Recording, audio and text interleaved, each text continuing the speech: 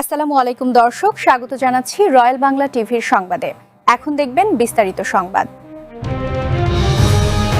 ঢাকা জেলা দক্ষিণ জাকের পার্টি ও সকল সহযোগী সংগঠনের উদ্যোগে জাকের পার্টির মাননীয় চেয়ারম্যানের নির্দেশনায় ধর্মীয় ভাবগাম্ভীর্য ও ত্যাগের মহিমায় পবিত্র ঈদুল ফিতরের বিশেষ জামাত অনুষ্ঠিত হয়েছে।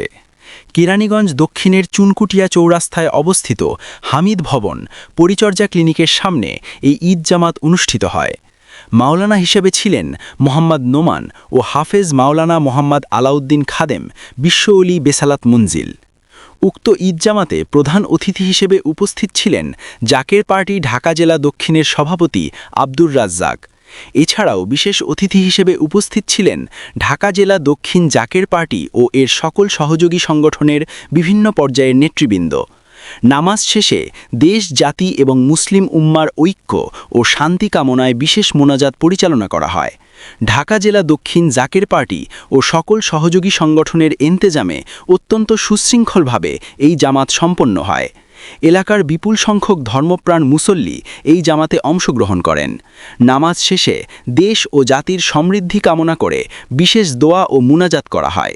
বিস্তারিত তুলে ধরেন সাংবাদিক শেখ আলী আব্বাস ও সাংবাদিক আল আমিন খান সাগর।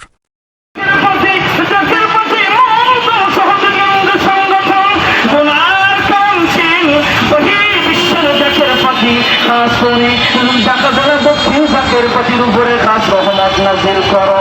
আমার আব্দুর রাজ্জাক ভাইয়ের কাঁধে কাঁধে কাঁধ মিলাইয়া সহযোগী অঙ্গ সংগঠন আমার ভাই বোনেরা যারা যেইভাবে খেদমত করলেন, তোমার বন্ধুর খাতিরে সকলের খেদমত গুলামি নাজাতের দরিয়া হিসেবে কবুল করে না।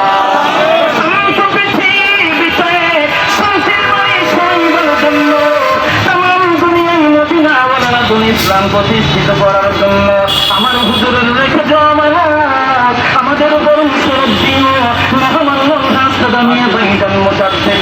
জাকের পার্টির চেয়ারম্যান মহোদয় আমাদের পরম আমার বাবার আসলে পায়